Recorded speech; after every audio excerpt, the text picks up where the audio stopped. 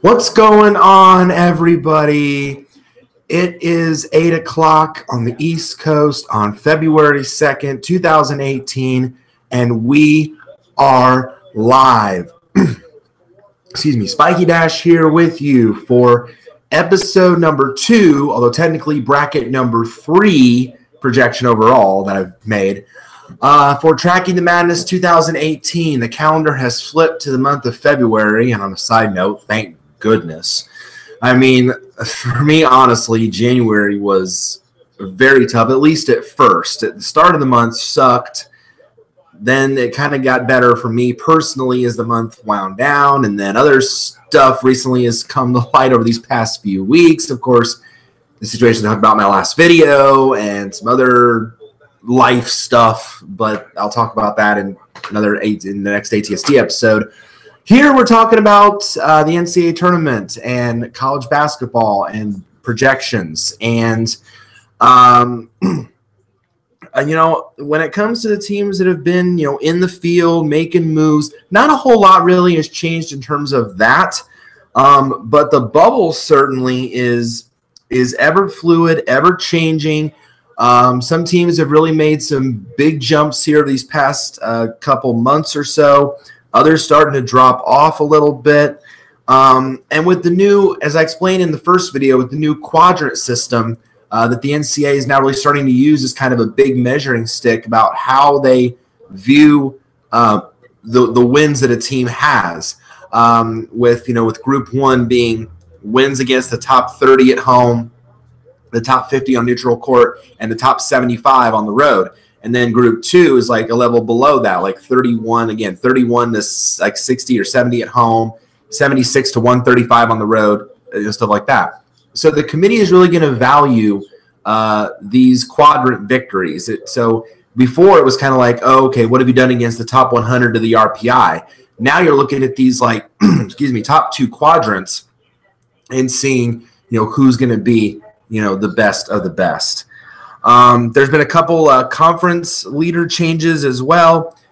Not a whole lot, but we're seeing the usual suspects in like the Big Sky with Montana, Belmont out of the Ohio Valley, Bucknell out of the Patriot League, East Tennessee State, who won the SoCon last year. Of course, Middle Tennessee in Conference USA, New Mexico State out of the WAC. So there's some continuity there, but there's also, again, Florida Gulf Coast is another one that we're seeing again. So there is some continuity, but also there's some changes as well. So let me go ahead and dive right in here to my recent projection. And once I share that, I will also, of course, share my current bubble board as well, kind of break that down where I have the teams fighting for these last few spots. So to start things off, let's look at the top region. Let's look here at what I have in the East. The overall number 1 is still Villanova. I mean, you got to be honest. I mean, as tough as that is for me, I'm not a big fan of Villanova. You guys probably know this, but still very solid all around. 21-1 record out of the Big East. They're just putting hurts on teams, literally. I mean, a couple nights ago, they beat Creighton, who is another tournament team and a very good team out of the Big East, by 20. Even though Villanova was at home, that's still an impressive victory regardless. So they're looking very solid. I have them taking on Wagner. The Seahawks currently lead the Northeast with a 16-6 overall record. They have come out of the Northeast before. Usually it's either Wagner, Robert Morris has come out of the Northeast before, Mount St. Mary's has before. But they're kind of at the bottom this year, so that opened up the Northeast a little bit, and Wagner's been fairly consistent in that conference. So I have them here on the 16 line. 8-9 matchup here. We really like this one, kind of the contrasting styles. Gonzaga out of the West Coast, 20-4 record. The Zags, I mean, here's the thing with Gonzaga. I mean, their RPI is like really low. It's like, I think, like 57 last I checked, but they're ranked. They're ranked as like, I think, 15th in the country. And so they're still going to be a very safe bet for the tournament. They've got like 4 Group 1 victories, so they're fine in terms of being safely in this field. I don't see really them being in any trouble anytime soon. Haven't taken on Texas out of the Big 12. Texas at a 14-8 record, but here's the thing again: Texas's profile actually does look quite strong. I can pull it up. Okay, if we look at now the 4-5 record in conference play, that's a bit concerning for Texas's sake. I can make this window a little bit smaller. There we go. So I can actually see what I'm doing on the screen.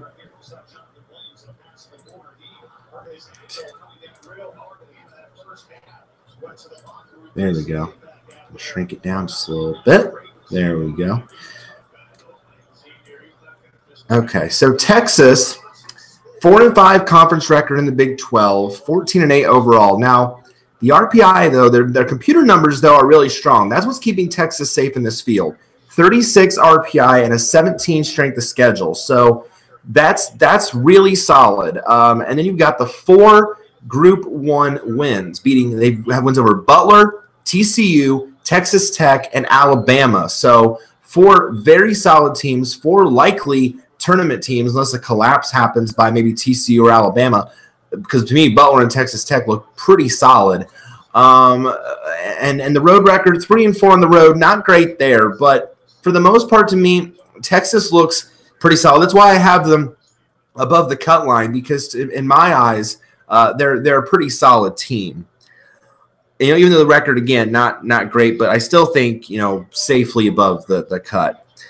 5-12 here. Ohio State, 19-5 out of the Big Ten. The Buckeyes have been very impressive this season. They're trying their darndest to keep up with Purdue, but that has been a kind of a struggle. Now, they do play here very soon, I think at least in a week or two, and so that game is really going to decide who's going to have the fast track to the top seed in the Big Ten tournament and the regular season champ. But Ohio State is right there playing very, very well. And I have them taking on Buffalo. And Buffalo lately in the MAC has kind of hit the skids a little bit. But for the most part, again, they're doing okay. They did have a loss to Kent State, which that's certainly surprising. But if you look at Buffalo right now, 8-1 in the MAC, a 16-6 record. The question is, when it comes to these conference leaders, obviously, bubble teams, at-large teams are rooting for these conference leaders for the most part to win their conference tournaments, because if they don't, then in some cases, it could either steals a bid, basically. It could steal a spot if that team is good enough to earn an at-large, so it might steal a bid. So call these bid stealers. But Buffalo, if Buffalo doesn't win the MAC tourney right now, they don't have much of a case, though, to get in unless the committee, again, values their computer numbers. You look here, 16-6 overall record, a 31 RPI, but a 58 strength of schedule. So that's okay there. Not jump off the page, but at least high enough to get some consideration. The problem with Buffalo is they have no Group 1 victories. They're 0-3 in that department, and only 1-5 combined against Groups 1 and 2. So Buffalo's selling point would have to be its overall record, its computer numbers, and its road record, where they're 6-3 in true road games. So that would be Buffalo's big selling point if they don't win the MAC tournament. Now, just by looking at that alone, I'm someone that when it comes to these mid-major teams with these kind of, I don't want to say vanilla resumes, because it may seem like that in terms of the number of quality wins. I value quality wins a lot when I make my projections. I'm someone that, I know that might be a slam against the little guy. I might see that, but I don't want to rely on the computer numbers alone. I want to see who have you beat in the regular season. Who did you schedule? Who did you play? Who did you beat? And when it comes to some of these, teams, if you talk about these other conferences, teams like, a Houston out of the American, an SMU, a Boise State, for example, or a St. Bonaventure, these teams that are kind of in my, teams that are out of the field right now, first 4 out, next 4 out line, it's because of the fact that they just haven't really, aside from Houston, who's my first team out of the field, these teams really haven't beaten anybody strong, or they've regressed of late. For example, SMU just had a bad loss yesterday to Tulsa.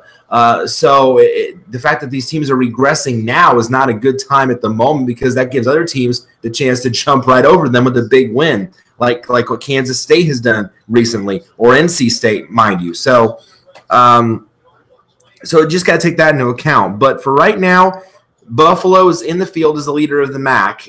But if they were to not win the MAC tournament, it would be a very hard case for them to get in the field. And then the 4-13 I have here in the East, North Carolina out of the ACC. Carolina is also sliding of late, and that's a bit concerning. Carolina is 16-7,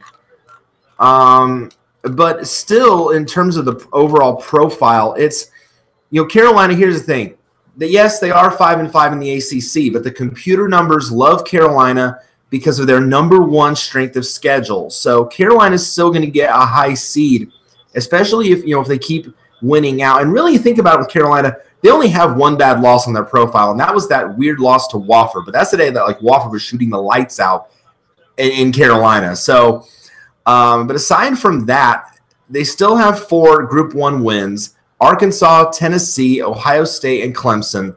They're still solid in that regard. Carolina, yes, are they struggling in the ACC? Absolutely, but they're losing to good teams. That's the thing with Carolina. They're not losing to the bottom dwellers of the ACC, so it's really not hurting their profile in that regard. So while they're dropping down seed lines, it's not hurting their place in the field. I have them, though, taking on East Tennessee State, and the Bucks could be potentially a very scary number 13 seed, 20-4 out of the Southern. Now you look at East Tennessee State, and again, this is one of those mid-major conferences where if they were not to somehow not win their conference tournament, would they have a case to get in? Again, with this one, I'm going to have to say no, because the RPI is good at 63, but then you look at that strength of schedule, 202.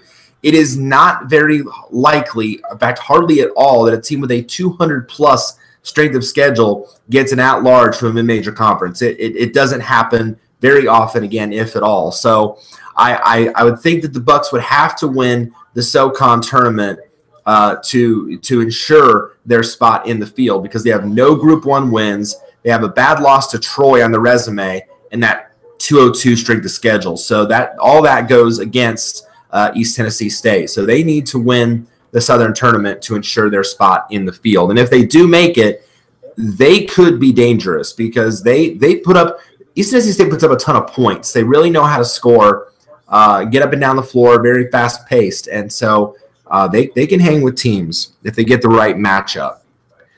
6-11, Rhode Island out of the A-10. In fact, Rhode Island is playing tonight. They're playing right now, actually, at VCU. Very tough environment to play VCU, where the Havoc lives. But Rhode Island has been nothing short of impressive this season.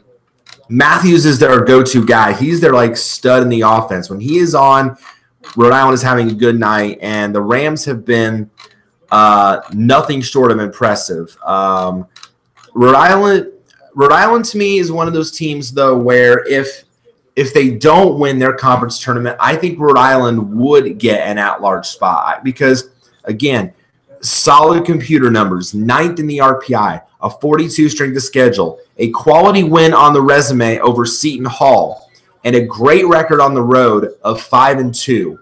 So I think Rhode Island would certainly be one of those teams, if they somehow don't win the A-10 tournament, say like a St. Bonaventure sneaks up, or surprise like a Davidson, or even a VCU or someone like that sneaks in and wins the conference tournament. I think Rhode Island would be very deserving of an at-large berth. And remember, Rhode Island won an NCAA tournament game last year, beating Creighton in the first round. So, but this team, very good, 18-3 record. I have them taking on one of the winners of the first 4. So here is 2 of my last 4 teams in: NC State and Georgia.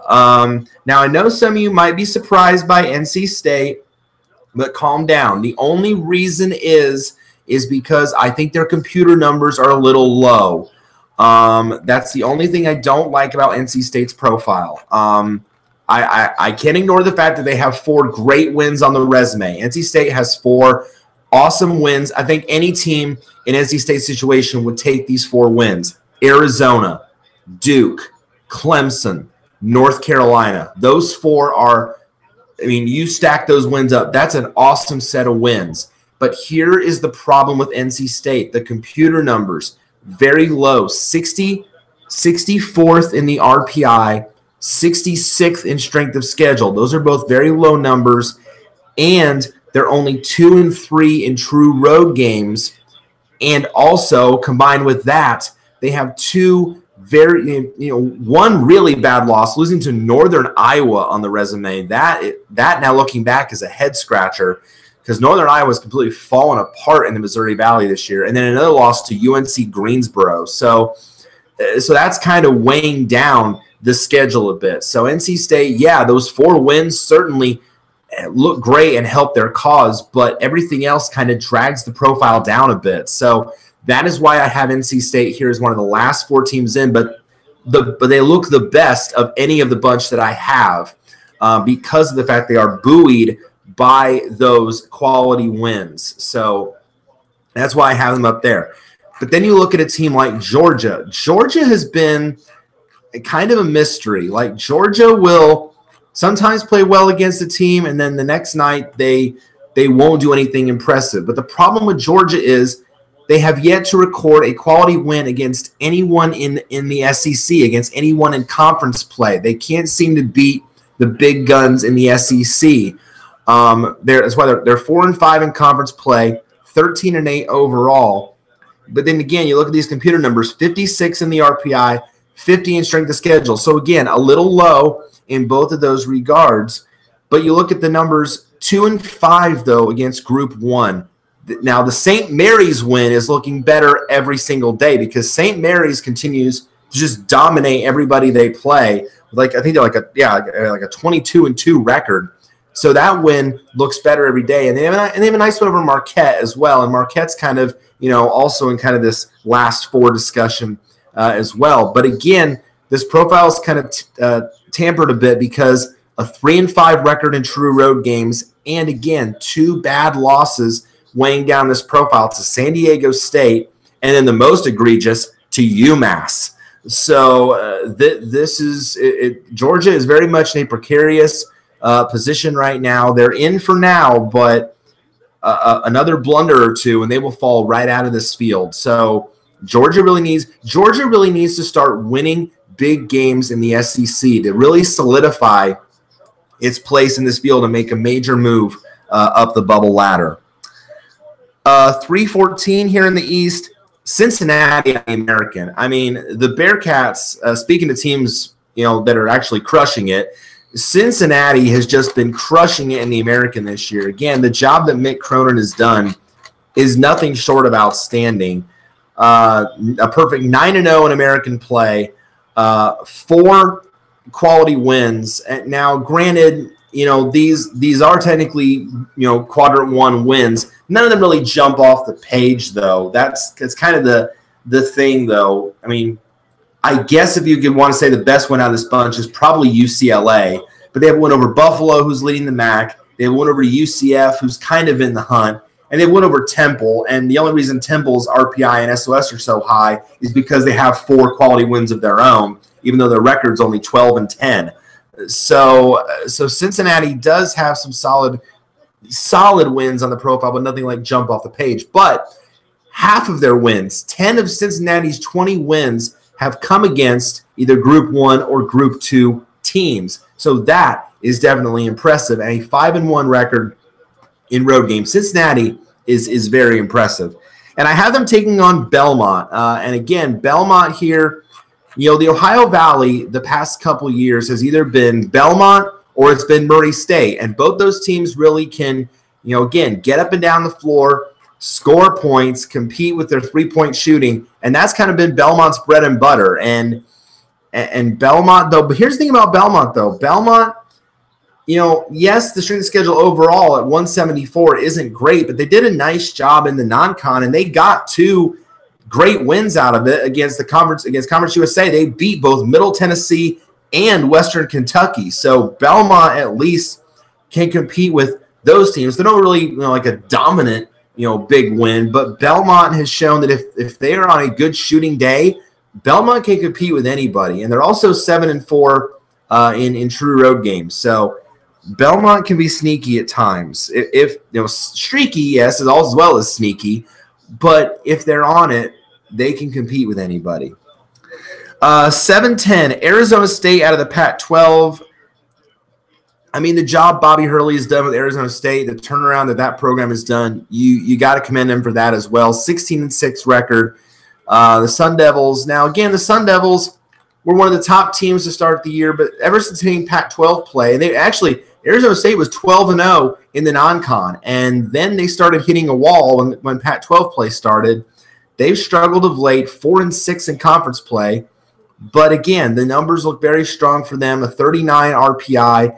They have 3 quality wins, and 2 of them are great wins, winning against Xavier and then beating Kansas, which is rare to do, especially out of conference. And I think they won that game at Fog, if I recall correctly.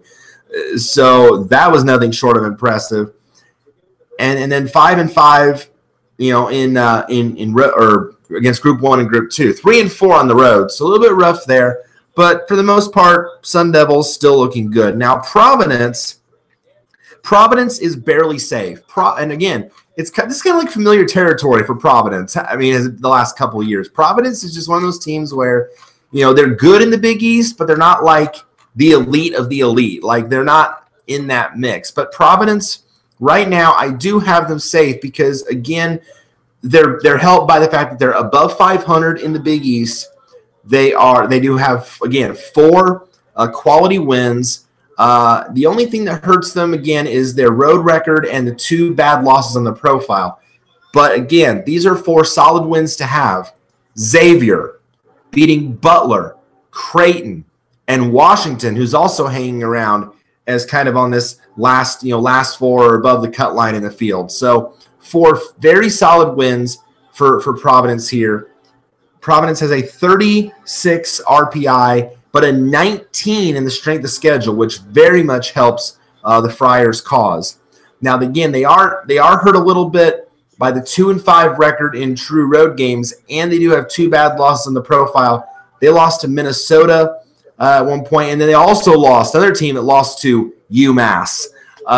So apparently UMass is like the death knell for bubble teams this year. If you lose to UMass, you might be on the bubble. So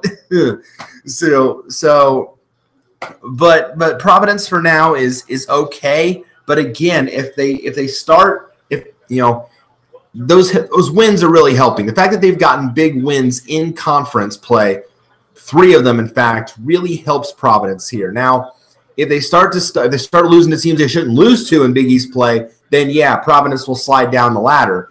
But for now, they're really helped by those big wins and their strong computer numbers. And then the 2-15 in the East, I have Duke, 19-3 out of the ACC. Of course, Duke's still solid. We know this. And I have them taking on Bucknell. And again, Bucknell out of the Patriot League. Usually they're the team that comes out of the Patriot.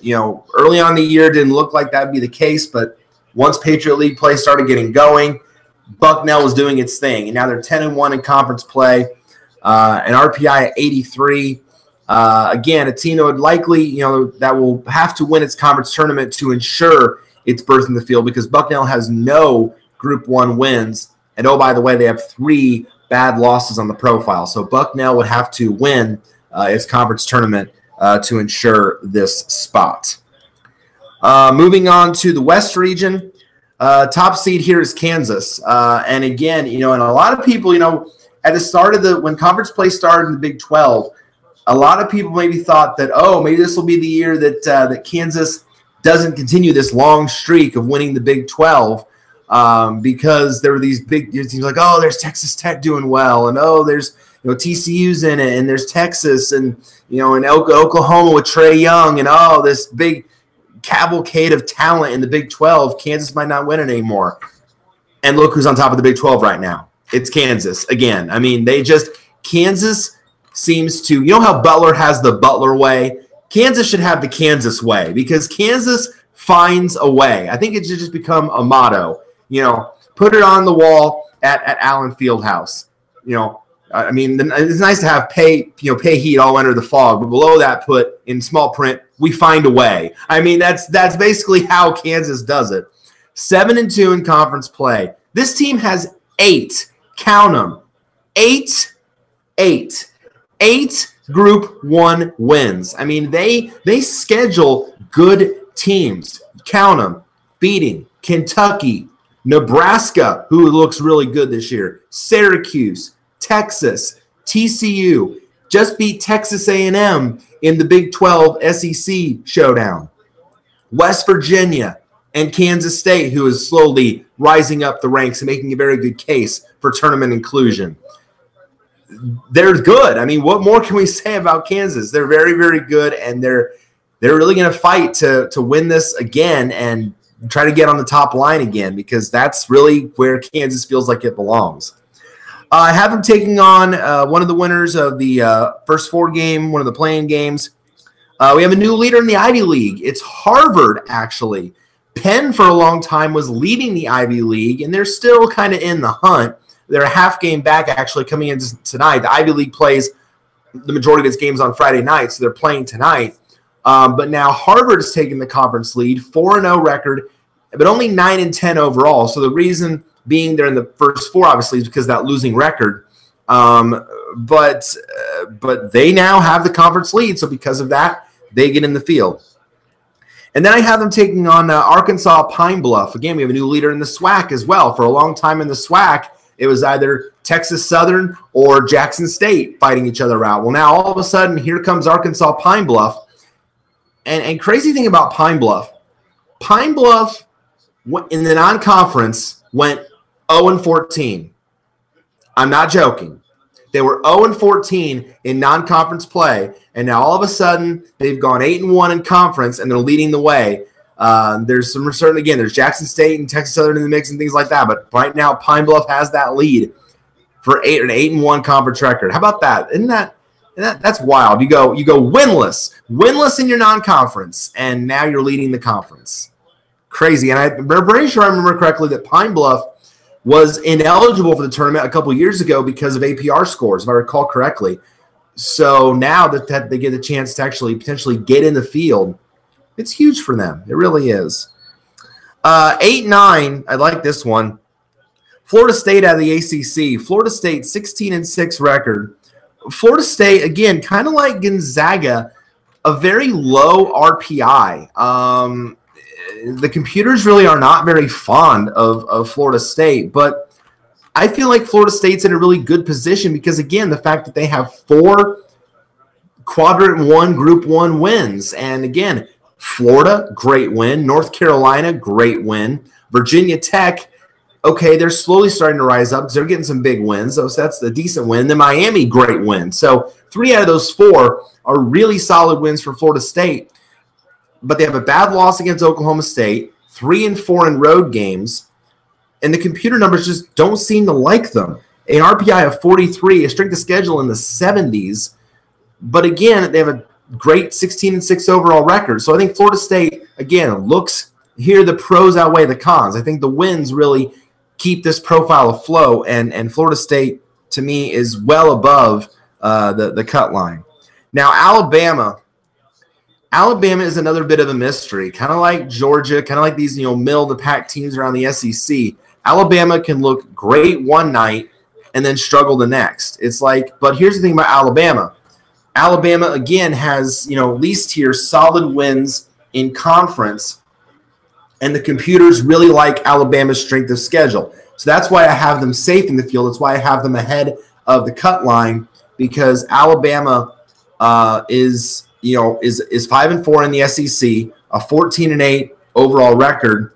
The RPI is at 41, I believe, last I checked.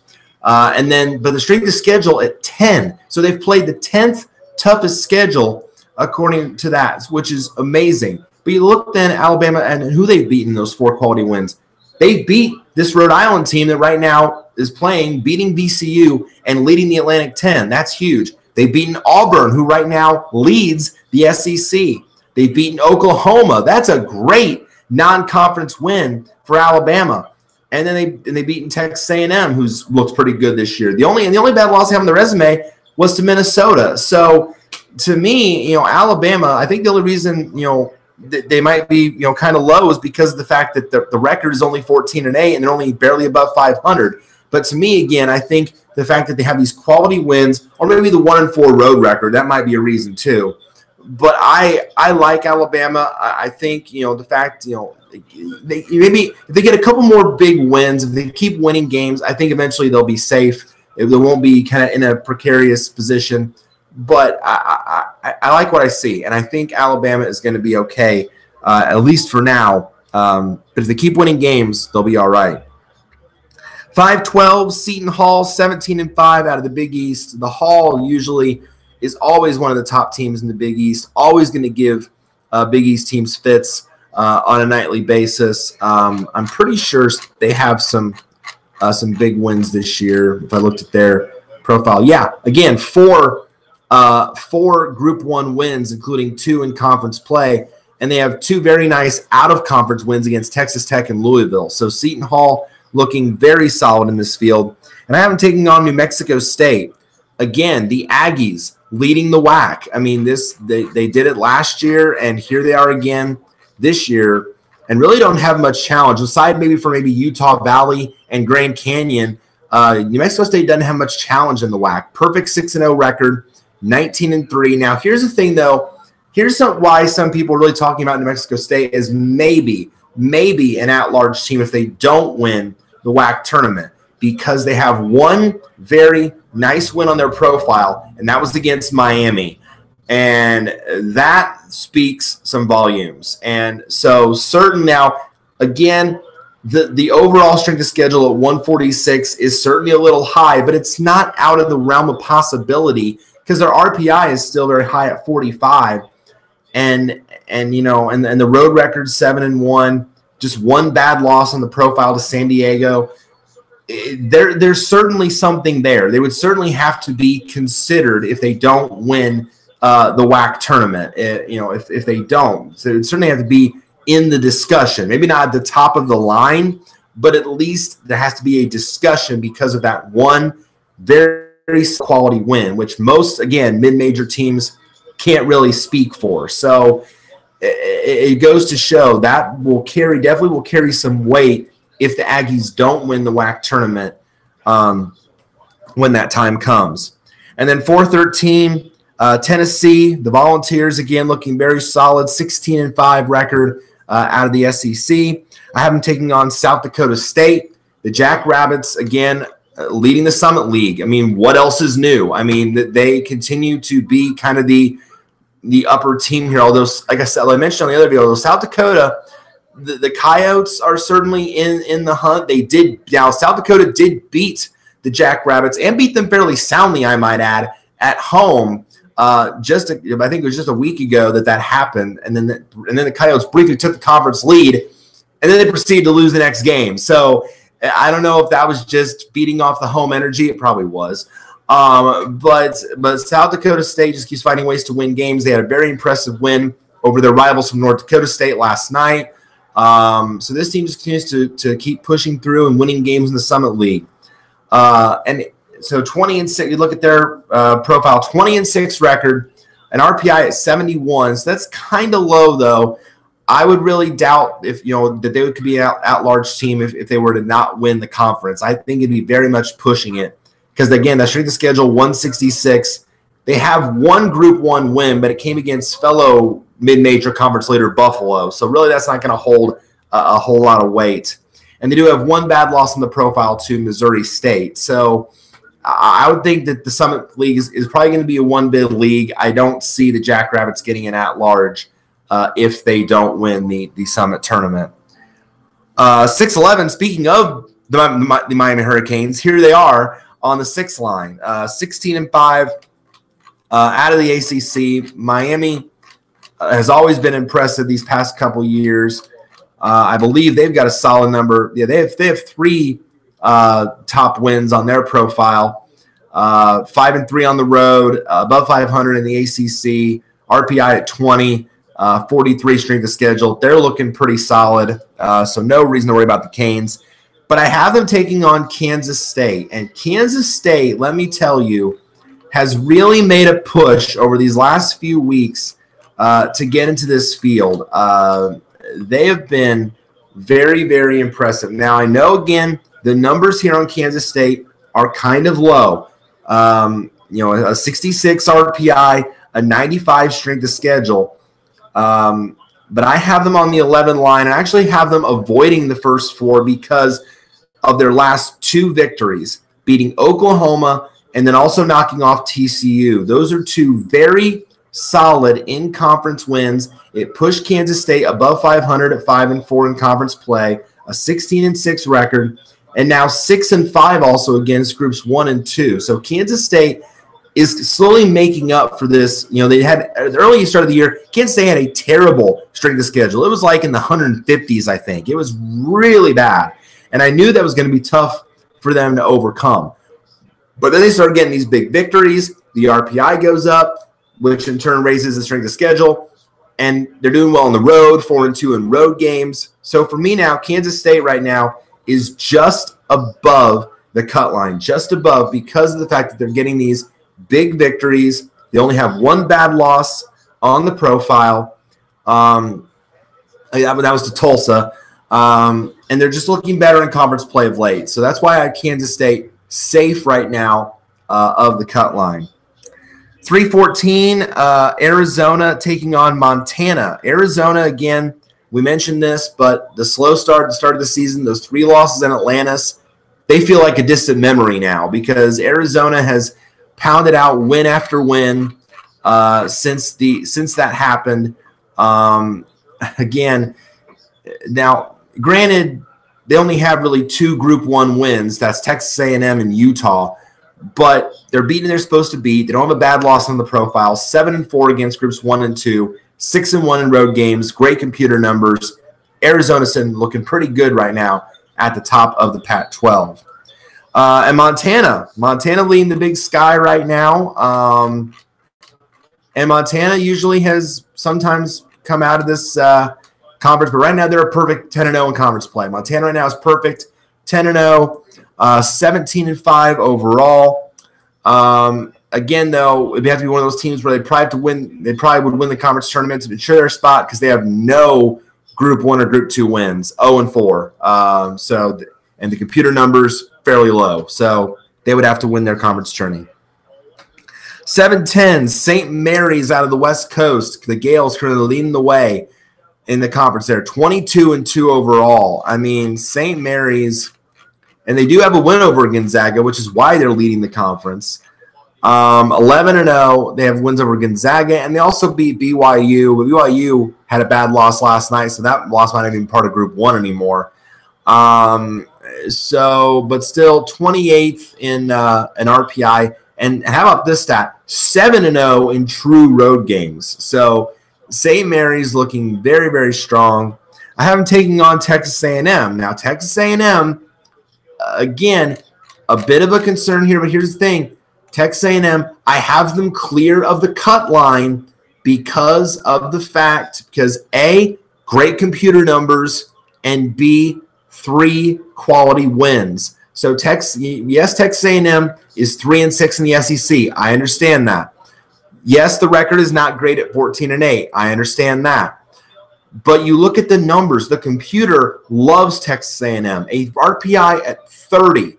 A strength of schedule at 7. This team's scheduled tough opponents.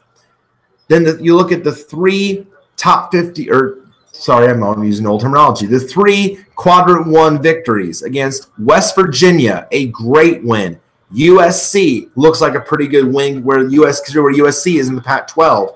And Arkansas, a great win in conference. Only 1 bad loss on the profile, and that was to LSU. But really, if you think about it, that's not that bad a loss because LSU's RPI is at 81. So the only bugaboos really is the conference record, the overall record, and the fact that they're 1-5 in road games. That's really the only thing that that means that Texas A&M is a bubble team. But I look more again at the fact that they have these great wins on the profile and great computer numbers. That's why I think I have Texas A&M safely above the cut line right now. But if they struggle lately, then certainly they could tumble. And then 215, Oklahoma out of the Big 12. Again, Trae Young, what a player to watch. He has been the driving force for the Sooners this season. 16-5 record. Great player, fun team to watch. And I have him taking on Cal Santa Barbara. We have a new leader here in the Big West as well. For a time in the Big West, we had a couple of different leaders. And, Long Beach State led it for a while. And then they lost to UC Irvine.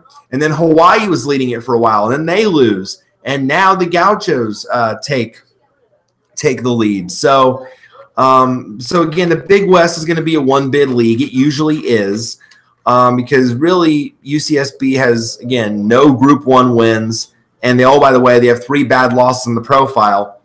They lost to Hawaii, RPI 173, to Pittsburgh, RPI 180, and then a really egregious one to Cal Poly, RPI 295. Owie. So yeah, they really they need to win the conference tournament to get in. All right, moving on to the South region. Your number 1 seed here is the team that wins the ugliest. I'm talking about Virginia. It's Virginia. I mean, let's be honest. We can't ignore the 21-1 record. I mean, that's obvious. But Virginia wins games in ugly fashion. They are not a high-scoring team. They will make you earn every single point. But you can't fault the fact that they're 10-0 in conference play. The number 1 overall RPI team, 6 wins against Quadrant 1 teams, 5-1 in road games. Let's count them off. Duke, which was a huge win for them, Rhode Island, North Carolina, Clemson, Syracuse, and Louisville. 6 solid wins for this Virginia team. They know how to get the job done. They really do. Especially defensively, and they just do enough offensively to get the job done. It may not be pretty, but as long as it wins games, Virginia fans are happy. I have them taking on UNC Asheville. Again, another new leader here. The Big South has been fluctuating leaders a lot this season. For a long time, Radford was leading the Big South, and then they started losing some games. And now UNC Asheville, the Bulldogs, who tend to represent this conference the past few years, are back leading the way with an 8-3 conference record, 15-9 overall mark. But again, it's going to be a one-bid lead because there's really no one in this conference that has a big-time win to the resume, especially UNC Asheville. No Group 1 wins and 5-8 in road games. So they need to win their conference tournament to ensure their spot. 8-9. Ooh, I like this one. Michigan. Michigan out of the Big Ten. Now, again, you might be wondering, wait a minute, why an 8 seed? That seems a little bit low. Well, if you really dig deep into Michigan's profile, you'll see why. Yes, Michigan has a great conference record in the Big Ten at 7-4 and a great overall record at 18-6. But you look in the meat of the profile, and really, there's not a whole lot here. Now, the RPI is good at 32. The strength of schedule, though, a little low at 62. And really, if you think about it, Michigan only has 2 Group 1 wins. Michigan State, which is the best one, and UCLA, which is kind of losing its luster a little bit because UCLA is starting to kind of hit a skid a little bit. But for now, it's still considered a Group 1 win. And UCLA's RPI is at 65, so still considered a Group 1 win, albeit barely. So that's why Michigan's kind of in this group of 8, 9, 10 kind of muddy teams. And again, only 3-4 in true road games. So again, Michigan certainly is doing enough to separate itself from the cut line, but not by much. So if Michigan can maybe pick up a few more big wins in Big Ten play, like say they, obviously they've lost their chance now to beat Purdue because Purdue swept them twice, so that's out the window. But say they beat Ohio State or something like that. Say they knock off Ohio State, then maybe we can talk about, or if they knock off like a Nebraska, then and get some more meat on these quality wins. Then okay, yeah, maybe we start talking about raising Michigan some seed lines a bit and really put them in the clear. But for now, still a little bit of work to do to feel fully safe. I think Michigan will make the field, but I think they got a little more work to do to be fully safe in their spot. You look at a team like Arkansas, though, on the 9 line. Arkansas at 15-7. I think, again, they're a lot safer than, say, a Missouri or a Georgia or a Texas A&M, but only because of the fact, again, that the computer numbers love Arkansas, and the fact that really Arkansas has no bad losses on its profile. 3 very solid wins against Oklahoma, Tennessee, and Missouri. So two of those 3 strong wins came in conference, and an RPI 29, strength of schedule 26. Now, again, granted, the fact that they're 1-5 in road games, that also weighs down the profile a bit. But again, those good wins and solid computer numbers help the Razorbacks here to avoid the cut line. So that is what helps them going forward. So again, as long as Arkansas keeps winning games, maybe gets one more big win in conference, I think they can be really safe about their position going forward. 5-12, Kentucky. Let's continue on the SEC. The SEC is going to get a lot of teams in. Let's just be honest. I think the SEC can potentially get a lot of teams in this field. The ACC and the SEC are probably going to get the most teams in this field, because right now I have 9 from each conference. So they're going to get a lot of teams in. Kentucky, we know how good Kentucky is. We've seen Kentucky play. At least I have multiple times this year. We know how good Kentucky is. 17-5 record. Although they really survived a scare though against Vanderbilt. I watched that game a couple nights ago. Oh my gosh, I thought Vanderbilt was going to win that game, and they choked that game away in overtime with that bonehead play late with the foul. That was just stupid. So Kentucky was lucky to escape that game, but Kentucky's solid, 17-5 record, great computer numbers, 13th in the RPI, 8th in strength of schedule, 11 of their 17 wins against either Group 1 or Group 2 teams, including 3 quality wins against Louisville, Texas A&M, and West Virginia. Kentucky is safe. But I have them taking on Middle Tennessee. And as we've seen before in this tournament, Middle Tennessee is certainly one of the more scarier mid-major teams in recent memory. I mean, and oh, by the way, Giddy Potts is still there. And I've watched Middle Tennessee a couple times this year, and they are still one of the more entertaining teams that can get up and down the floor. So 9-1, leading Conference USA, 17-5 overall record, an RPI of 24, a strength schedule at 57. Now, the only Quadrant 1 win they have actually is against their fellow Conference USA brethren that's kind of fighting to get an at-large himself, and that's Western Kentucky. So really, they don't really have a strong win on the profile, but they do have 4 wins against Group 2 teams, or 3 wins against Group 2 teams, and a 9-1 record in road games. So again, Middle Tennessee would have a very interesting case on Selection Sunday if they don't win the conference tournament. They would certainly get another one of those teams, kind of like with New Mexico State, lumped in with that group, say, okay, did they do enough to warrant an at-large berth? So certainly would be another interesting case to watch as the season goes on. But for now, they're in the field as the auto bid because they are leading the conference. And then 4-13 here in the South, Texas Tech out of the Big 12. The Red Raiders have been very impressive this year. 18-4 overall record. 3 quality wins against Nevada, Kansas, and South Carolina. Kansas, of course, being the best of that bunch, but Nevada is tearing up the Mountain West, and South Carolina is slowly getting some big wins in SEC play, so that one's looking better every day. No bad losses on the profile. Texas Tech looking very solid. I am taking on Louisiana. The Ragin' Cajuns currently leading the Sun Belt Conference, and not just leading it, but, again, running the table in the Sun Belt. They're 9-0 in conference play, 19-3 overall record, but, again, on its own, this is a very, very much straightforward profile because, again, they really don't have any big wins to speak of here. 0-3 against Group 1 and Group 2, 6-2 though on the road. But again, no quality wins, no bad losses either, so that helps. But it's just difficult because, again, not enough there to warrant an at-large if they don't win the conference tournament. So Sun Belt will likely be, again, a one-bid league. Louisiana would have to go the distance in order to ensure their spot in the field. Bottom half of the South, here are the Creighton Blue Jays on the 6th line. 17-6 record. I mean, we can't look at the Villanova loss as being, yes, it's tough, it hurts, it's painful, but Villanova is also very good. Creighton is probably going to be okay. Creighton has a 7-4 Big East record, 17-6 overall.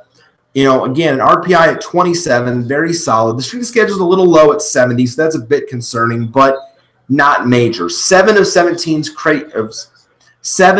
Creighton's 17 wins, excuse me, wow, a lot to say, have come against either Group 1 or Group 2 teams. And they have no bad losses on the profile and 2 good wins against Butler and Seton Hall. So Creighton to me looks still very, very solid. It would be nice if they could knock off, like a Villanova or a Xavier. But for the most part, Creighton's looking very solid. Creighton should be okay. Now let's look at Washington, who I have on the 11 line. Washington, for now, is above the cut line, but again, only because of the fact that they are doing very, very well in Pac-12 play. They have 3 very solid wins, and they're doing also very well on the road. And by the way, also only one bad loss on the resume. So for me, a lot of boxes check off here for Washington, which is why I have them above the last 4 in line. And I do have them as an 11, but they're safe. But yeah, the 6-3 conference record, 16-6 overall, RPI at 44, strength of schedule 55. So that's very solid. But then you look at Group 1, 3-3 in Group 1 games. Who've they beaten? Kansas. Again, a great win for any resume for a non-con game. That is huge. So that's a great win there. And then 2 solid wins in Pac-12 play against USC, who only has 2 conference losses in the Pac-12 period, and Colorado, who earlier this season swept Arizona and Arizona State at home and are kind of in the mix. So those are 2 very solid conference wins. They're 4-5 against Groups 1 and 2. 4-2, though, in true road games. So that's great for Washington's profile. And only really 1 bad loss. And really, it's not that bad a loss. It was to Stanford, but Stanford's RPI is at 91. So not bad. A lot of boxes check off here for Washington. I know Washington, on some brackets out there, they're out of the field. But I like what Washington has done, and I think they're in a pretty solid position right now. As long as they don't lose again, as long as they don't add any more bad losses to the profile, I think Washington's in a pretty good spot. They could use maybe 1 more big win, maybe 2, or if they don't get that, going a deep run in the conference tournament. But I think Washington is going to be in a really, really good spot. 3-14, Clemson out of the ACC. Another team that has been very, very impressive this season. 18-4 overall record, 5 quality Quadrant 1 wins, including a win just last week over North Carolina, combined with Ohio State, Louisville, Florida, and Miami, and no bad losses on this profile. Clemson is probably pretty close to a lock as you can be. I have them taking on Charleston. Again, another new leader in the Colonial. We've had 3 different really Colonial leaders. Think about it. For the first part of the Colonial, it was William and Mary, and the Tribe were just dominating the conference. And then they fell, and Northeastern took the conference lead for a while. And then they started to backtrack, and actually they lost to Charleston last night, so Charleston retained the Colonial lead. So now the Cougars are the headliners now in the Colonial. 8-3 record in conference, 17-6 overall. But again, the numbers are just too low. 112 in the RPI, 231 in the strength of schedule. And again, no Group 1 wins, and also 2 bad losses on this profile, losing to Drexel, RPI 249, and also losing to Cal Poly at 295, 293 range. So they got to win. The Colonial will probably be, again, a 1-bid league. It usually always is. It has been probably ever since VCU left for the Atlantic 10. And actually they're 37 seconds away from losing to Rhode Island, by the way. So they're going to fall, and Rhode Island's going to stay perfect in the A10. So the Colonial is certainly wide open with some very good teams in it, but right now Charleston leading the way. 7-10 TCU here on the 7 line. My Horned Frogs. The TCU profile isn't great by any stretch. This team started out very strong this season, was one of the last unbeatens left standing for a long time. But when conference play has started, it's been rough. And now the fact that they've lost Jalen Fisher, one of their great playmakers, it's going to be very, very tough sledding going forward, because really, you think about it, TCU really does not have a big win inside the Big 12. They don't. Their two top wins have come against Nevada and St. Bonaventure. That's it. TCU has I mean, they've battled hard with these top conference teams. They've lost some games in heartbreaking fashion and overtimes, close losses, 2-3-point losses, but they just don't have that big win that would make us say, oh yes, TCU is safely in the field. Certainly they're safe at the moment, but they're certainly not fully safe. So, but the computers love the Frogs, 21 in RPI and in strength of schedule. 6 of their 16 wins have come against groups 1 or 2, and no bad losses on the profile. Now, the 2-4 road record, that's kind of hurting a little bit, and the fact they're below 500 in the Big 12. But for now, TCU looks a lot better than other teams, so they're okay for now. USC is here on the 10 line. Let's take a look at USC because, again, USC, a lot of people would think USC, why would they be a lot safer? Oh, my gosh, they're 8-2 in the Pac-12, 17-6 overall. Why would they be so low? Why are they barely in the field? They've beaten bottom feeders. USC has no wins against the big dogs in the Pac-12, but really, the Pac-12 doesn't have a whole lot of big dogs, really. Arizona is really the only big dog in the conference right now in terms of conference record. Maybe you can make a case for Arizona State, but USC, they do have 2 quadrant 1 wins, but it was against Middle Tennessee, Conference USA leader, and New Mexico State, WAC leader. That's it. That's the extent of USC's top wins. Yay! I mean, we have nothing really to be excited about with USC. Again, the conference record is good. They're second in the conference. Yay. 17-6 record. Yay. They're 4-2 in road games. Yay. But nothing that screams, oh, this is a team that's safely in the tournament field. No. If they had a bigger win on the profile, then okay, they definitely be higher in the seed line. But as it stands, the numbers in the computer aren't great either. A RPI at 38, a strength of schedule at 51. And oh, by the way, they do have one bad loss on the schedule to Princeton. Princeton out of the Ivy League. What? I mean, so USC is definitely, not fully safe by any stretch, only because of the fact they haven't really beaten anybody. That's their problem.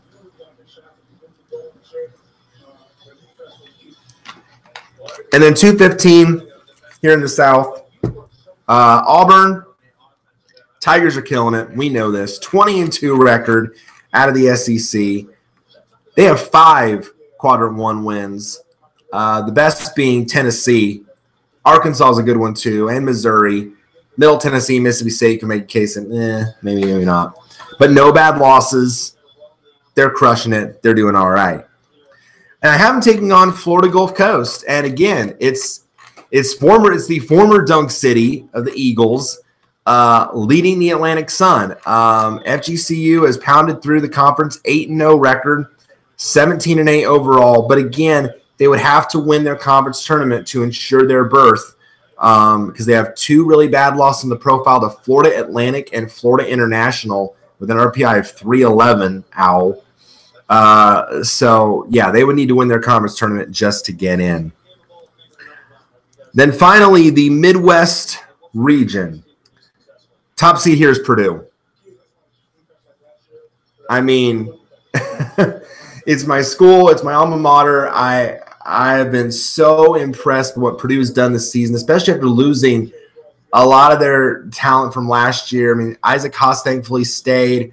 So Carson Edwards, PJ Thompson, Dakota Mathias. I mean, they still have a lot of playmakers there. Some of the young guys like Harms are stepping up. They are just a school record 18 straight wins, longest streak in current active streak in the country. Perfect in the Big Ten. This team all around is very solid, and they look potentially like a team that could go very, very deep in the NCAA tournament. I have them taking on the winner of one of the first 4 games, North Carolina A&T out of the MEAC, 13-9, or New Orleans, who the Privateers leading the Southland with a 12-10 record. Again, usually these leagues also these one-bid leagues. 8-9 matchup, Nevada and Butler.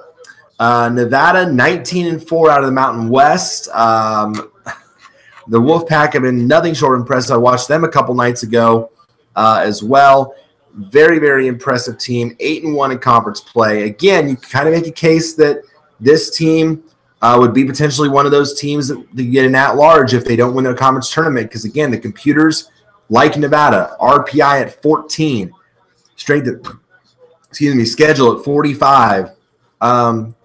1-3 in Group 1 with the winner coming over. That Rhode Island team had just beat VCU. 5-3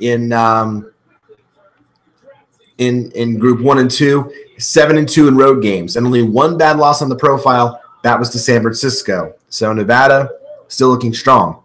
Butler, I guess I can understand sort of why Butler is not like safe, but I don't know how you can dispute the fact that they're, the only reason Butler I think is so low is because the record isn't great.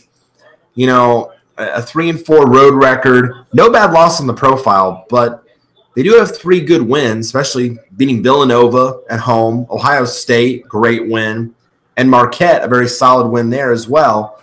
And the computer number is pretty high, 25 RPI, 25 strength of schedule. So Butler to me looks really, really safe.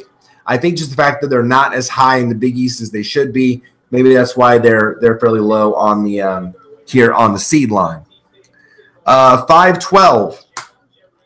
Florida out of the SEC, 15-7 record. The Gators looking very strong this year as well.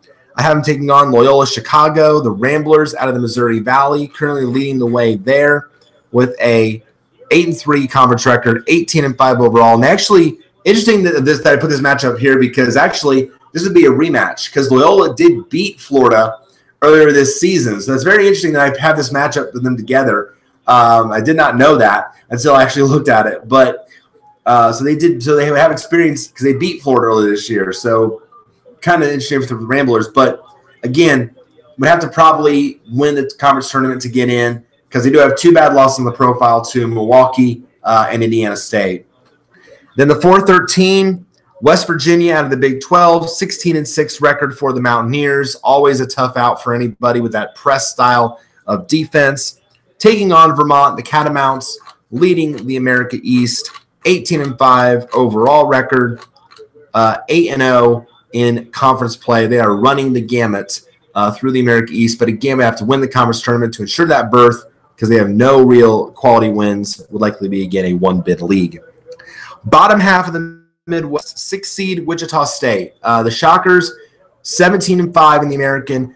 They had a really kind of head-scratching loss last night in overtime at Temple. Kind of surprising. I think the days of them ruling a conference are pretty much over. They're getting actually quite tested here in the American, but still, for the most part, a decent record.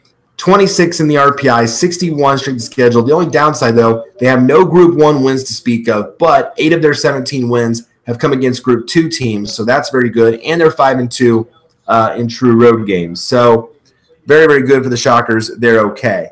And then I have them playing the winner of the last game of the first 4. My last 2 teams in the field as of this moment, Syracuse and Marquette. Let's take a look here at Syracuse in familiar territory, on the bubble, square in this spot. What Syracuse got going for it? A 15-7 record. Very good there. 4-5 in conference. Could be better, but not horrible. RPI 45, strength of schedule 35. That's pretty good. The computers apparently really like what Syracuse has to offer. The only problem, though, with Syracuse is what makes their position precarious. No Group 1 victories. 0-3 against Group 1 and 4-6 against Group 2, or combined with Group 1 and Group 2. So not great there. 1-4 in road games. That's not very good either. This team just seems to have trouble winning away from the Carrier Dome. It's always been kind of a bugaboo for Syracuse, which is probably why they're in this position. So very tough there. And they have 1 bad loss on the profile, but that was to a Notre Dame team that is starting to slip late because of the fact they've been so badly injured and have no Bonzi Colson to speak of. So Syracuse is just in a very precarious spot. They're okay for now, but certainly not safe by any stretch. And then you look at Marquette, and Marquette, again, is a team that really doesn't have a whole lot of big wins against the big boys. The good thing about Marquette and the reason they're in the field is because again, great computer numbers. The strength of schedule here's what really helps. Marquette has played the 12th toughest schedule of any team. That helps. But again, 2-8 against Group 1 teams, 4-9 when you combine Group 1 and Group 2. So at least no bad loss in the profile for Marquette. That helps. So they have wins over Providence and against Seton Hall. So again, the big reason Marquette's in the field is because of those 2 quality wins, no bad losses, and a very great strength of schedule. Certainly not safe by any stretch, but for now, they clear the cut line because they're the last team in because of the fact that they have a very solid strength of schedule and those 2 quality wins. 3-14, Michigan State against Wright State. Sparty, aside from the off-the-court just stuff that's going on with that whole situation that really needs rectified as well. On the court, what can you say? 21-3 record. Very strong there, looking pretty good. Wright State still leading the Horizon League. They've pretty much led it most of the year. 9-2 record. They did have a head-scratching loss last night to Cleveland State. I honestly could not believe that. But they did lose, but it was on the road. 17-7 record, though. Again, would have to win the conference tournament to ensure berth. No Group 1 wins. So they have 3 bad losses on the profile, so they have to win the conference tournament to get in. 7-10, Louisville and Missouri. 16-6 for the Cards. Missouri at 14-8. Missouri, again, is safe at the cut line right now because of the fact that, again, good computer numbers, 35th in the RPI, 15th in strength of schedule, 4 Group 1 wins. That is the reason why they are clear right now of the bubble. And then the 2-15, Xavier out of the Big East, 20-3. Again, Trayvon Blewett is a stud. Xavier's a great team. We know this. Taking on Rider out of the MAAC. They currently lead the conference, 16-7 overall record at the moment. So the full bubble breakdown: safe, Texas A&M, Michigan, Texas, Missouri, Providence, USC, and Florida State. The last 4 byes that are actually safe at the cut line are Texas A&M, Missouri, Washington, and Kansas State. Last 4 in are NC State, Georgia, Syracuse, and Marquette. First 4 out: Houston, 16-5, 48 RPI, but again, a rough strength of schedule of 122. Really, the reason they're keeping this is the reason they're out. They do have 3 Group 1 wins, but 4-4 otherwise against 1 and 2, 4-4 in road games. That strength of schedule, the main reason they're out of the field. Boise State, 18-4 record is nice, and a 39 RPI is good, but again, the 125 strength of schedule. No Group 1 victories. That hurts the Broncos. St. Bonaventure, 15-6 record, 51 RPI, good. 108 strength of schedule, not so good.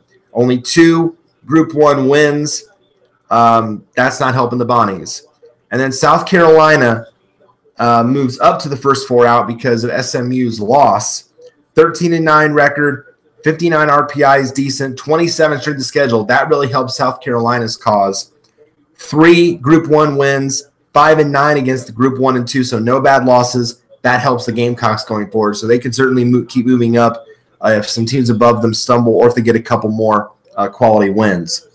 Next 4 out: Western Kentucky, 15-6, 46 RPI, 60 strength of schedule. They do have the 1 win against Purdue going for them, but not much aside from that. SMU with that loss to Tulsa that knocks them down a line. Next 4 out, 15-8 record. They do have 2 Group 1 wins, but y'all also hurt 1-5 in road games. Doesn't help. Mississippi State, 16-6 record, but a 61 RPI, 101 strength of schedule, and again, only 2 top wins and 1-5 in the road. Doesn't help the Bulldogs' cause. And Virginia Tech is on this list now as next 4 out, 16-6 record, 62 RPI, yay, 106 strength of schedule, nah. 2 Group 1 wins, though, but 6-5 against the top 2. That's good.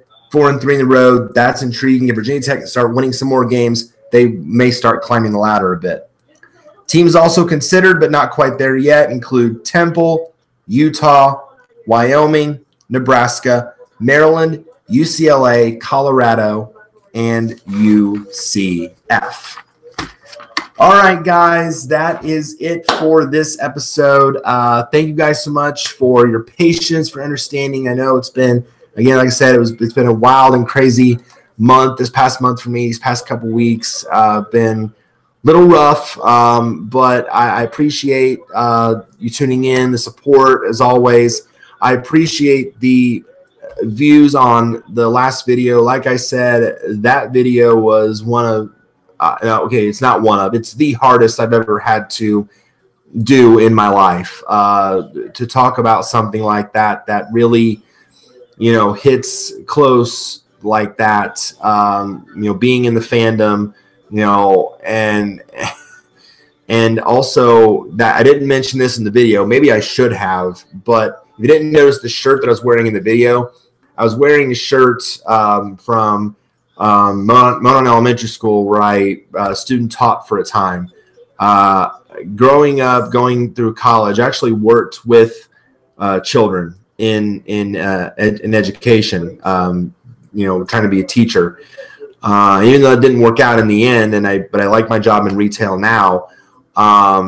It still hits close to home when you read a story like that involving somebody that you thought you knew, and turns out they were doing stuff like that. So to a minor child. So that's why I did what I did with that. So, but thank you guys again for the views on that. It really, that means a lot to me that you guys, in the fandom care that much, and has it affected you so much regarding that situation. So thank you for spreading the word around on that. Thank you guys for watching this video. Thank you guys. If you like what you see, give it a thumbs up. If you want to share again your thoughts on your bubble teams, last 4 in, first 4 out, as always, please, you can do so in the comments below. I'd love reading your guys' thoughts about who is fighting for those last few spots in the field. And as for the next TTM video, it'll probably be here again in a couple weeks. Today is the 2nd. We will probably try to shoot for maybe around the 16th. We'll try to make it 2 weeks from Friday. That's my target anyway. To try to have it every couple weeks. So we will shoot for that. We will shoot for 2 weeks from today, for Friday the 16th, for the next TTM video. As for the next video on this channel, it will be on Sunday, Super Bowl Sunday. On February 4th, live stream. First time ever I've done this, from my Super Bowl party. Nate will be here that night, and he'll be here to start the night, and then Sarah will his wife eventually be coming in a little bit later in the night.